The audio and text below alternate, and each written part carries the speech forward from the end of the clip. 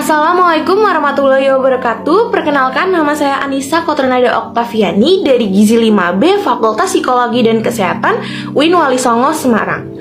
Di video ini saya akan membagikan informasi tentang penyakit kwashiorkor guna memenuhi tugas mata kuliah pendidikan gizi yang diampu oleh Ibu Pradipta Kurniasanti, SGZ M Gizi. Untuk itu, selamat menyaksikan videonya. Sebelum itu jangan lupa di subscribe, comment, and like, dan di share ke seluruh teman dan keluarga kalian biar bisa tahu informasi ini. Selamat menyaksikan.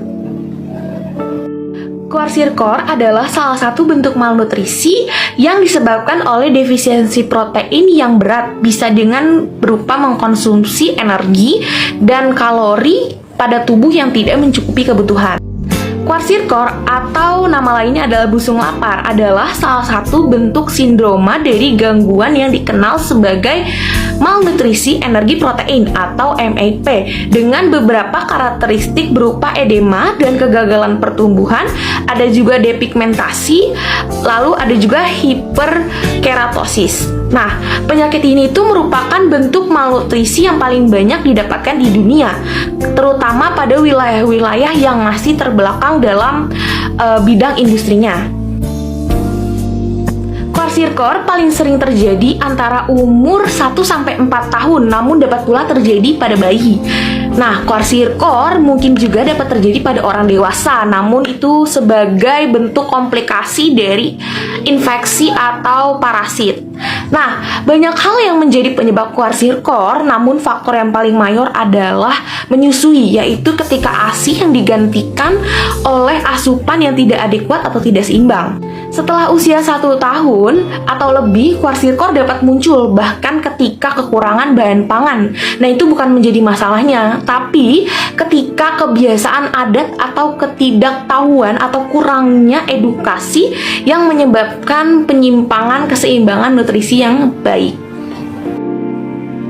Nah, kwashiorkor ini dapat dijumpai terutama pada golongan umur tertentu, yaitu pada bayi yang masih menyusui dan anak yang prasekolah sekitar umur 1-3 tahun yang sudah dijelaskan di slide sebelumnya. Nah, yang merupakan golongan umur yang relatif memerlukan lebih banyak protein untuk mengalami masa pertumbuhan yang baik. Nah, sindroma demikian kemudian dilaporkan oleh berbagai negara, terutama negara yang sedang berkembang seperti Afrika, ada Asia, Amerika Tengah, Amerika Selatan, dan bagian-bagian termiskin yang ada di benua Eropa. Penyakit ini banyak terdapat atau menyerang pada anak yang dari golongan keluarga atau penduduk yang berpenghasilan rendah. Oke, di sini ada penyebab dari kwashiorkor. Ini ada beberapa faktor dan penyebabnya. Ada 4. Yang pertama dari pola makan, yang kedua dari faktor sosial, lalu ada dari faktor ekonomi, dan ada faktor infeksi dan penyakit lain. Kita akan bahas satu-satu. Yang pertama ada pola makan. Di sini protein atau asam amino adalah zat yang sangat dibutuhkan anak untuk tumbuh dan berkembang. Meskipun intake makanan mengandung kalori yang cukup, tapi tidak semua makanan yang mengandung protein atau asam amino itu memadai. Jadi di dalam setiap makanan mempunyai kandungan kalori yang cukup, tapi bukan berarti di dalam kandungan makanan tersebut terdapat kandungan protein yang mencukupi kebutuhan si anak. Nah, bayi yang masih menyusui umumnya mendapat protein yang berasal dari ASI yang diberikan oleh ibunya. Namun bayi yang tidak memperoleh ASI itu proteinnya berasal dari sumber-sumber lain seperti ada susu, telur, ada keju, tahu, dan lain sebagainya. Itu sangat dibutuhkan sekali.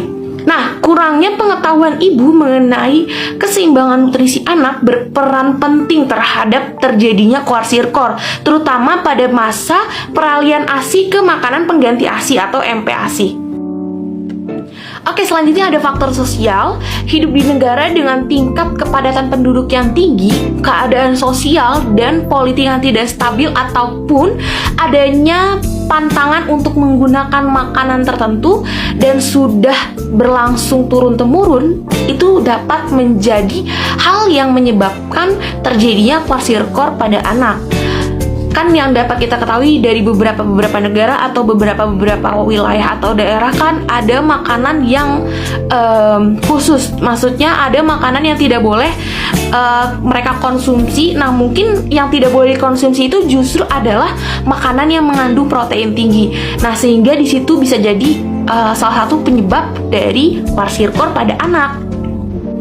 Selanjutnya ada faktor ekonomi. Kemiskinan keluarga atau penghasilan yang rendah yang tidak dapat memenuhi kebutuhan dapat berakibat pada keseimbangan nutrisi anak yang tidak terpenuhi saat dimana ibunya pun tidak dapat mencukupi kebutuhan proteinnya.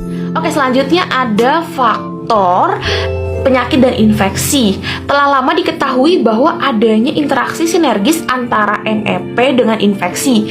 Nah, infeksi derajat apapun dapat menurunkan keadaan gizi, dan sebaliknya pada NEP, walaupun derajatnya ringan akan menurunkan imunitas tubuh terhadap infeksi, seperti gejala malnutrisi protein yang disebabkan oleh gangguan penyerapan protein. Misalnya yang dijumpai pada keadaan diare kronis, kehilangan protein secara tidak normal pada protein urea atau infrosis, infeksi saluran pencernaan, serta kegagalan mensintesis protein akibat penyakit hati yang kronis.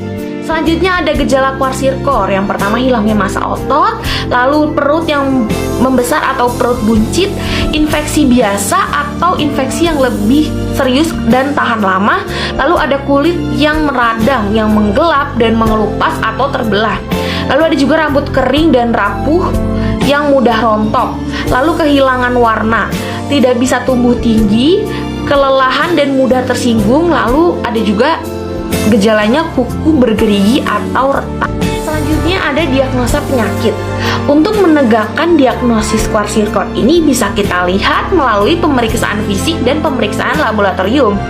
Yang pertama, dari pemeriksaan fisik dapat berupa inspeksi. Dapat kita lihat dari fisik si penderita secara umum, seperti yang telah dijelaskan di slide sebelumnya.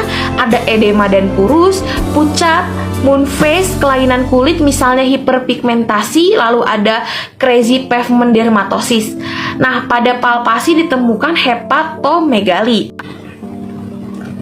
Oke, untuk pemeriksaan fisik dilakukan dengan cara mengukur tinggi dan berat badan. Selain itu, dokter akan mencari lesi atau ruam kulit yang khas, serta edema pada tungkai, kaki, dan terkadang pada wajah dan lengan.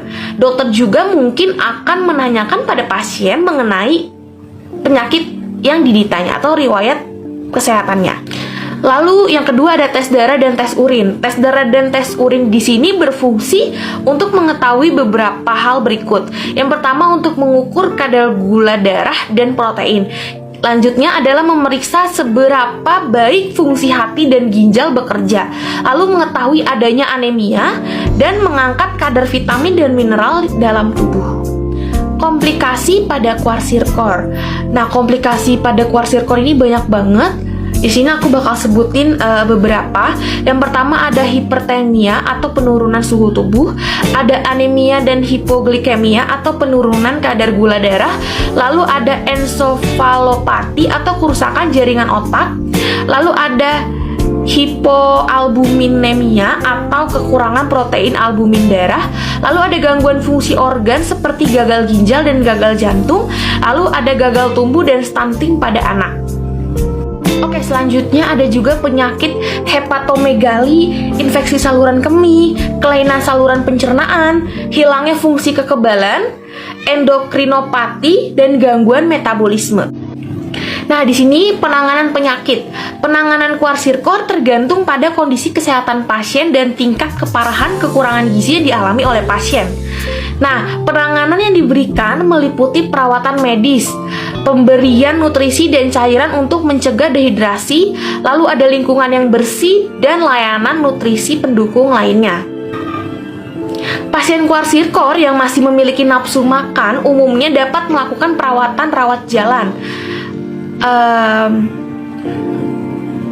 Perawatannya dapat berupa pemberian makanan yang diformulasikan khusus serta pemantauan kondisi pasien oleh petugas kesehatan. Sedangkan pada pasien kwashiorkor dengan kondisi medis tertentu atau tidak memiliki nafsu makan memerlukan penanganan rawat inap di rumah sakit. Selain makanan lunak atau cair, pasien memerlukan susu formula khusus yang dilengkapi vitamin dan mineral serta pengobatan untuk infeksi atau komplikasi penyakit yang terjadi pada pasien.